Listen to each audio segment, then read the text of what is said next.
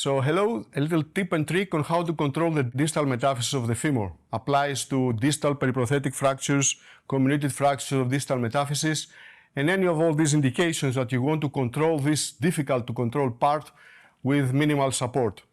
You can apply a bump to address the gastrocnemius effect, to have it in a semi-flexion, but still is not very effective in very distal fractures. You can apply a joystick, you can apply a peritone clamp. They can cut out all of the above through especially soft bone. So my trick addresses these problems. So as you can see now, my wire is advanced from lateral to medial, so the head of the screw will be inserted now from medial to lateral, not to be conflicting with the profile of the plate, if we are to use a plate on the lateral condyle.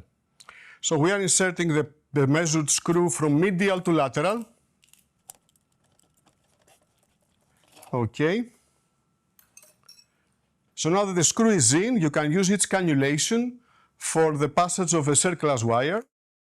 And now through cannulation, the circular wire gives you access and you control length, rotation, and by pulling with two hands, varus valgus alignment. I will do it also once more. Can give you length, varus valgus alignment, and rotation. And because of the non-prominence laterally, you can apply your plate or a retrograde nail, and when you want to start locking, you can introduce your reduction moment and then complete your fixation. Has been tried and published the last 10 years, has been a tool for us. Thank you.